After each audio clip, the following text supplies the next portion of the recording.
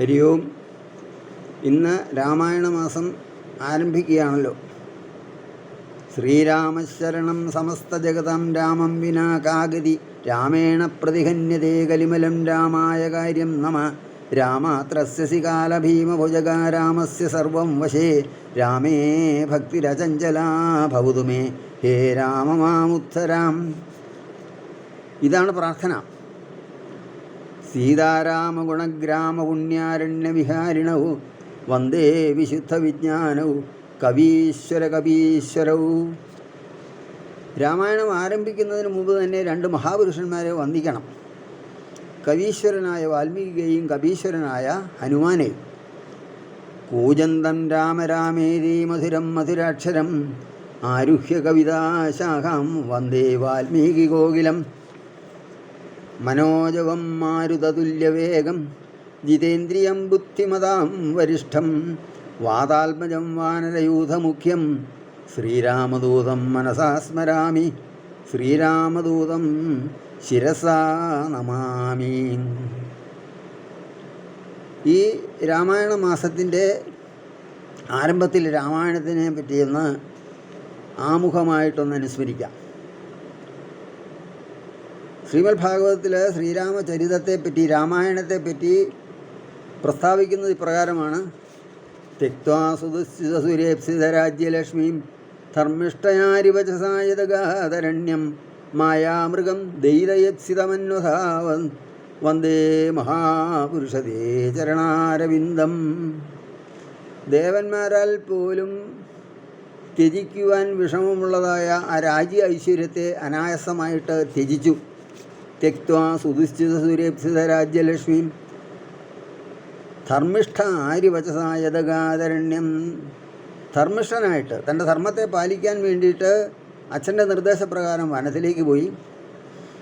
ആ വനവാസകാലത്ത് നമ്മയെല്ലാം ഒരു പാഠം പഠിപ്പിക്കാനായിട്ട് ഒരു ലീല അവിടെ ആദ്യമായിട്ട് പറഞ്ഞു. മായാമൃഗം ദൈതയേപ്സിതമന്വധാവൻ. ഒരു മായാമൃഗത്തെ പിടിക്കാനായിട്ട് പോയി. തൻ്റെ പ്രിയതമയായ സീതാദേവി കണ്ട് മോഹിച്ചു എന്നതുകൊണ്ട് ഒരു സുവർണമാനിനെ പിടിക്കാനായിട്ട് ശ്രീരാമേന്ദ്രസ്വാമി അതിൻ്റെ പുറകെ ഓടിയെന്നാണ്.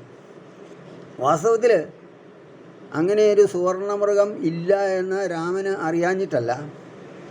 എങ്കിലും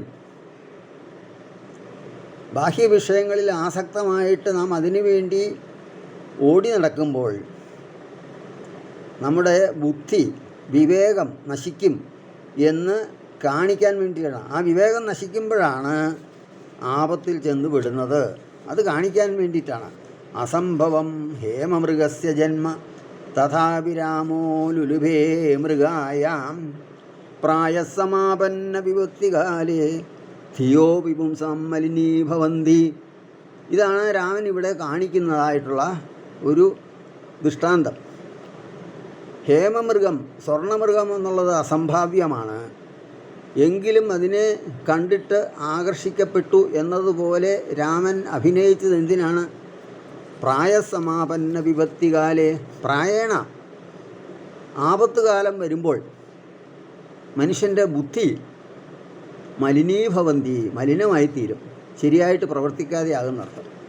അല്പം ഒന്ന് ബുദ്ധി കൊണ്ട് ആലോചിച്ചാൽ എങ്ങനെ ഒരു സുവർണമൃഗമില്ല എന്നറിഞ്ഞാൽ അതിന് പുറകെ ഓടേണ്ട കാര്യമില്ല എന്നതുപോലെ ബാഹ്യവിഷയങ്ങളുടെ അസ്തിത്വം ഇല്ലാത്തതാണ് എന്നറിഞ്ഞാൽ, അവയൊക്കെ നശ്വരങ്ങളാണ്, മായാഭ്രമങ്ങളാണ് എന്നറിഞ്ഞാൽ അതിനു വേണ്ടിയിട്ട് മനുഷ്യൻ അതിൻ്റെ പുറകെ ഓടുകയില്ലല്ലോ എന്ന് കാണിക്കാൻ വേണ്ടിയിട്ടാണ്. അതാണ് ഇവിടെ ഈ ലീലയിലൂടെ ഭഗവാൻ കാണിച്ചു തരുന്നത്.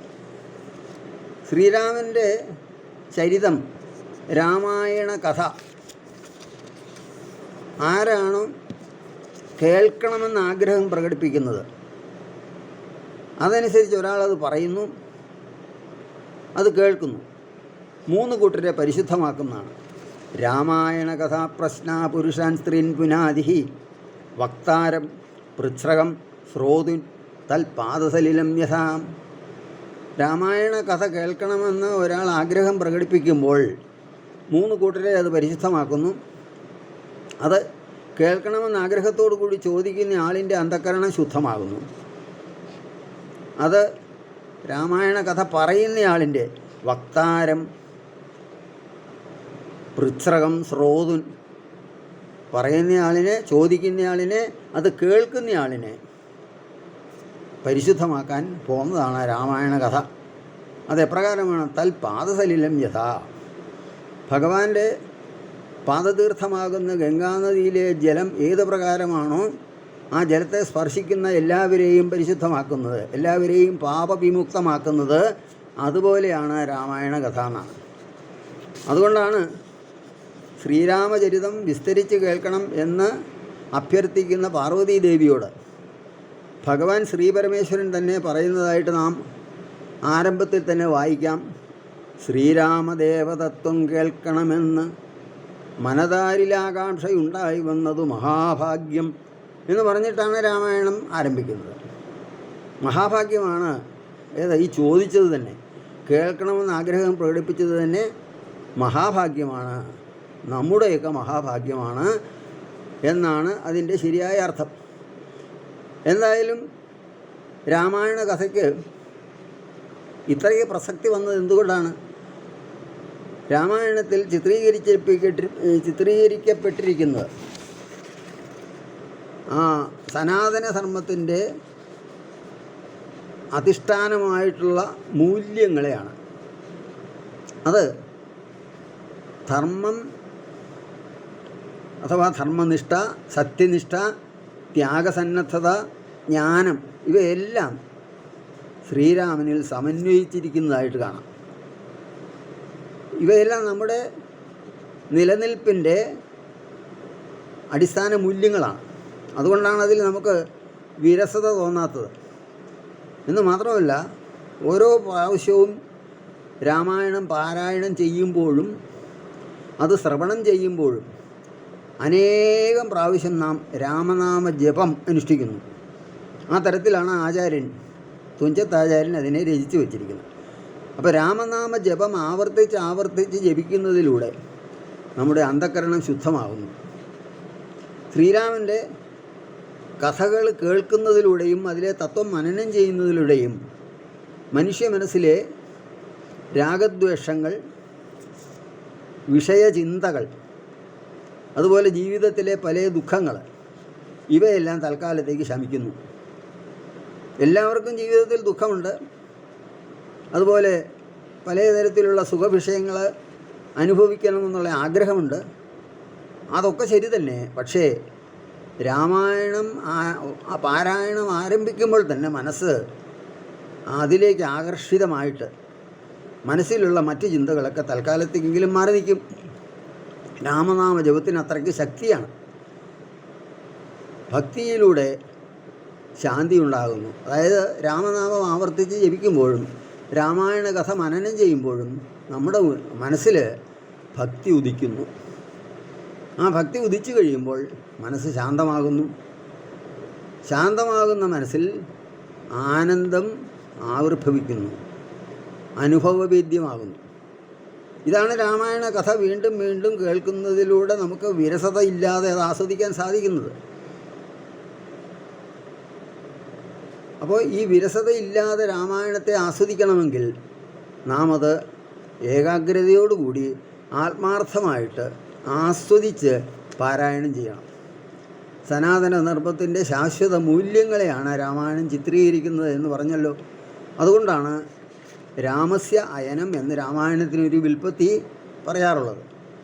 രാമൻ്റെ ജീവിത മാർഗത്തെയാണ് ചിത്രീകരിക്കുന്നത് എന്നർത്ഥം. ധർമ്മനിഷ്ഠ, സത്യനിഷ്ഠ, ത്യാഗസന്നദ്ധത മുതലായവയെല്ലാം നമുക്ക് വീണ്ടും വീണ്ടും അറിയിച്ചു തരുന്നു.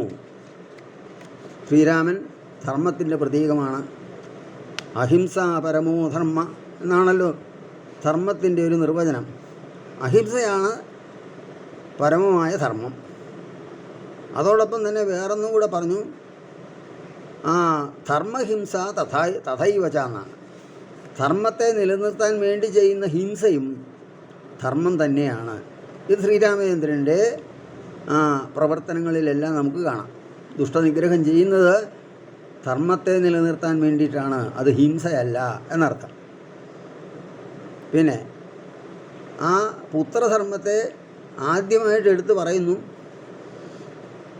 തൻ്റെ യുവരാജാവായിട്ടുള്ള അഭിഷേകം നിശ്ചയിക്കപ്പെട്ട് അന്ന് രാത്രിയിൽ അവിടെ തലേ ദിവസം രാത്രിയിൽ തന്നെ അവിടെ അതിന് വിഘ്നം വരുന്നു. അപ്പോഴാണ് കൈകേയി രാമനെ വിളിപ്പിച്ചിട്ട് ദശരഥ മഹാരാജാവ് ദുഃഖത്തോടു കൂടി മൂർച്ഛിച്ച് കിടക്കുന്നു എന്ന് പറഞ്ഞ് വിവരം പറയുന്നത്.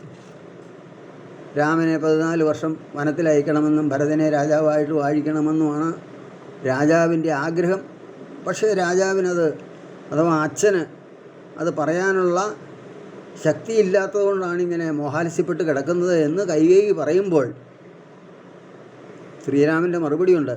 താതകാര്യം അനാജ്ഞത്തമെന്നാകിലും മോദേന ചെയ്യുന്ന നന്ദനൻ ഉത്തമൻ. അമ്മേ, എനിക്കറിയാം അച്ഛൻ്റെ കാര്യം അച്ഛൻ പറയാതെ തന്നെ ചെയ്യുന്ന പുത്രനാണ് ഉത്തമപുത്രൻ. പിത്രാനിയുക്തനായിട്ട് ചെയ്യുന്നവൻ മധ്യമനാകുന്ന പുത്രൻ അറിഞ്ഞാലും അച്ഛൻ പറഞ്ഞിട്ടെങ്കിലും ചെയ്യുമ്പോൾ മധ്യമപുത്രനെങ്കിലും ആകാമല്ലോ എന്നാണ്. ഇതാണ് ശ്രീരാമൻ്റെ ആദ്യത്തെ മറുപടി. ആകയാൽ താതനിയോഗമനുഷ്ഠിപ്പാൻ ആകുലമേതും എനിക്കില്ല നിർണയം. പറയുന്നു, എനിക്ക് അച്ഛൻ്റെ ആ ആഗ്രഹപ്രകാരമുള്ള ആ ത്യാഗമനുഷ്ഠിക്കാനായിട്ട് അല്പം പോലും മടിയില്ല, വൈമനസ്യമില്ല എന്ന് പറഞ്ഞു. എന്നിട്ട് അടുത്തതായിട്ട് രാമൻ മാതാവിനോട് ചോദിക്കുന്നുണ്ട്, എന്തുകൊണ്ടാണ് അച്ഛൻ എന്നോട് നേരിട്ട് പറയാത്തത്? അല്ലെങ്കിൽ ഭരതൻ ഇപ്പോൾ ഇവിടെ ഇല്ലല്ലോ, ഭരതൻ വന്നിട്ട് ഞാൻ വനത്തിലേക്ക് പോയാൽ പോരെ എന്ന് സംശയം പ്രകടിപ്പിക്കുമ്പോൾ കൈകേയിയുടെ ഉള്ളിൽ ഒരു ചിന്ത വന്നു. ഇനിയിപ്പോൾ ഭരതൻ വന്നിട്ട് വനത്തിലേക്ക് പോവുള്ളൂ എന്നാണോ രാമൻ്റെ നിശ്ചയം എന്ന് ചോദിക്കുമ്പോൾ, എന്ന് സംശയം കൈകേയിയുടെ മനസ്സിലുള്ളിലുണ്ടാകുമ്പോൾ തന്നെ രാമൻ അതിന് മറുപടി പറയുന്നുണ്ട്. ദേവി, അമ്മേ, നാഹമർത്ഥപരോ ദേവി ലോകമാവസ്തുമുത്സഹേ വിദ്ധിമാം ഋഷിഭിസ്തുല്യം വിമലം ധർമ്മമാസ്ഥിതം.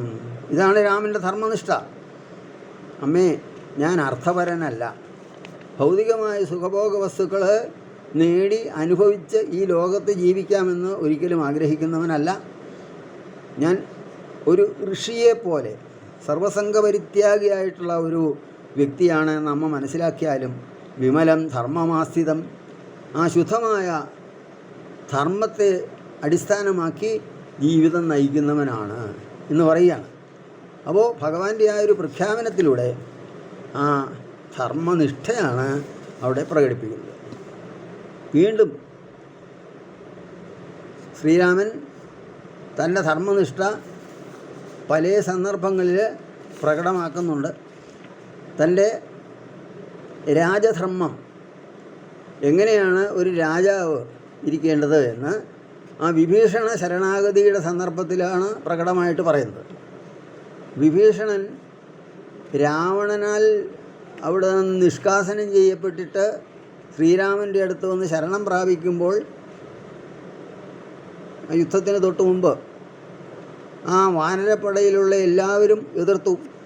ഈ വിഭീഷണന് ശരണാഗതി കൊടുക്കരുത്, വിഭീഷണനെ നാം സ്വീകരിക്കരുത്, കാരണം രാക്ഷസനാണ്, രാവണ സഹോദരനാണ്, നാലാമാത്യന്മാരുമായിട്ടാണ് വന്നിരിക്കുന്നത്, അതുകൊണ്ട് ഇവനെ നമ്മുടെ കൂട്ടത്തിൽ കൂട്ടിയാൽ വഞ്ചിക്കും എന്ന് പറഞ്ഞപ്പോൾ ശ്രീരാമൻ പറഞ്ഞു, ശരണാഗതി പ്രാപിച്ച ആളിനെ സംരക്ഷിക്കുക എന്നുള്ളത് രാജധർമ്മമാണ്. ജാതിനാമാദികൾക്കല്ല ഗുണഗണഭേദമെന്നത്രേ ബുധന്മാരുടെ മതം.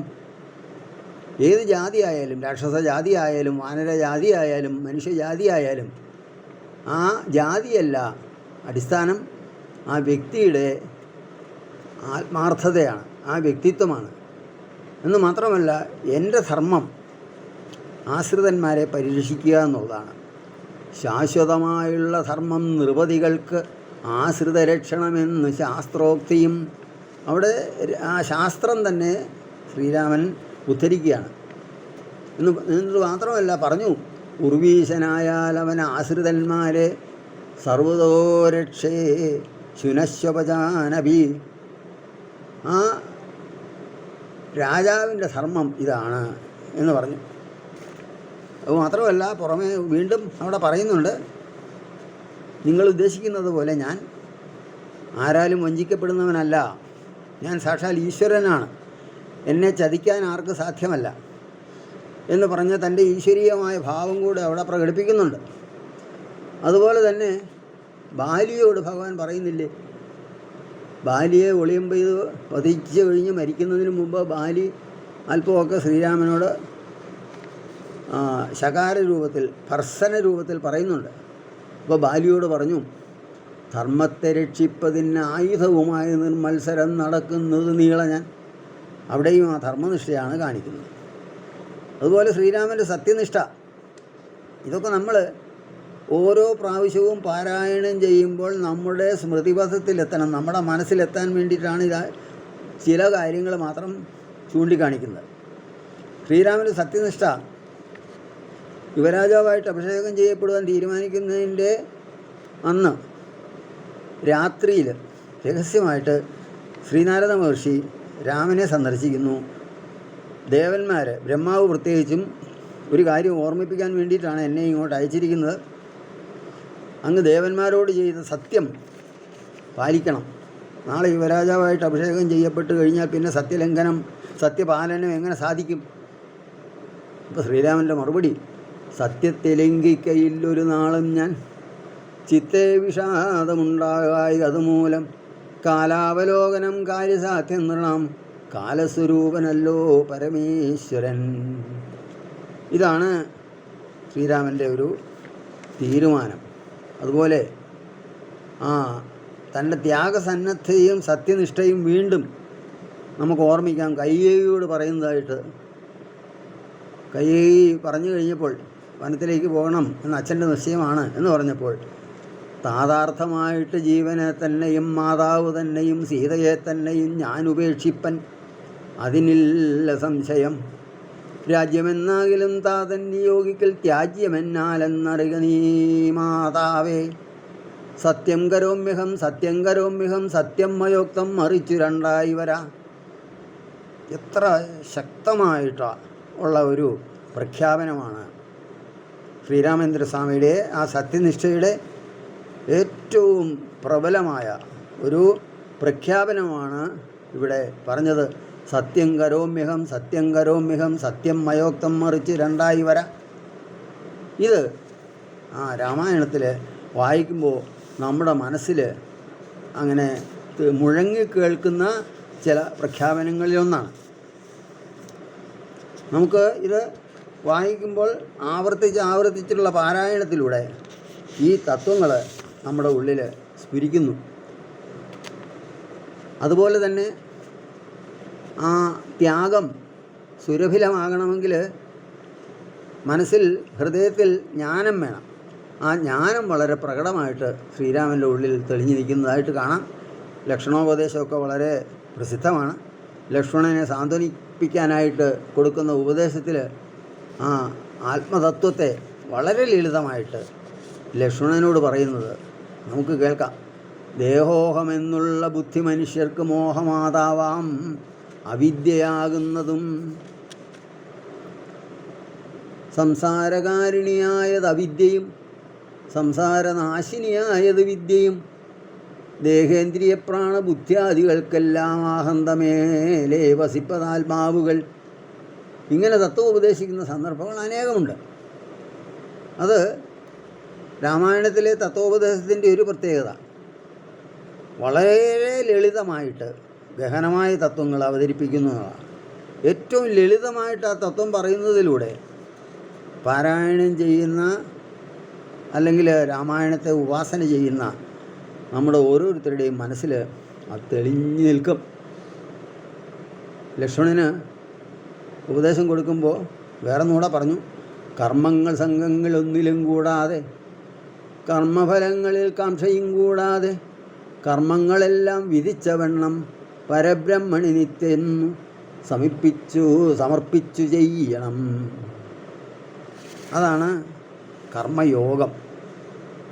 ഈ തരത്തിൽ അനേകം വാക്യങ്ങൾ, അനേകം തത്വങ്ങൾ നമുക്ക് രാമായണ പാരായണത്തിലൂടെ മനസ്സിൽ സ്ഫുരിക്കും. രാമായണം വായിക്കുമ്പോൾ പല പ്രാവശ്യം ആവർത്തിച്ച് കേട്ടിട്ടുള്ള കഥകളാണെങ്കിലും വീണ്ടും വീണ്ടും ആ കഥാസന്ദർഭങ്ങളിലൂടെ കടന്നു പോകുമ്പോൾ നമ്മൾ അനുഭവിക്കുന്നതായിട്ടുള്ള ഒരു ആനന്ദമുണ്ടല്ലോ, ആസ്വാദ്യതയുണ്ടല്ലോ. അതാണ് രാമായണ പാരായണത്തിൻ്റെ സവിശേഷത. ഇതിനെല്ലാം ഉപരിയായി സാരോപദേശങ്ങൾ ചില ആപ്തവാക്യങ്ങളുടെ രീതിയിൽ ആചാര്യൻ ഇടയ്ക്കിടയ്ക്ക് പ്രയോഗിക്കുന്നത് കാണാം. അതും എല്ലാ കാലത്തും പ്രസക്തമായിട്ടുള്ള തത്വോപദേശങ്ങളാണ്.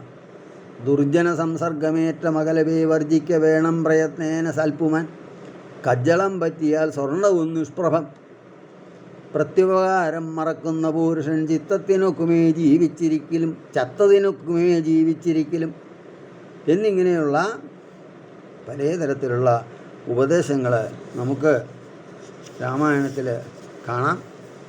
ഇതാണ് രാമായണ പാരായണം കൊണ്ട് നാം ആർജിക്കേണ്ടതായിട്ടുള്ള, നേടേണ്ടതായിട്ടുള്ള ചില കാര്യങ്ങൾ. അത് എല്ലാ വർഷത്തെയും പോലെ ഈ വർഷവും ഏറ്റവും ഭംഗിയായിട്ട് രാമായണ പാരായണം കർക്കിടക മാസത്തിലെ 31 ദിവസവും നമുക്ക് അനുഷ്ഠിക്കാനും അതിലൂടെ അന്ധക്കരണശുദ്ധി നേടാനും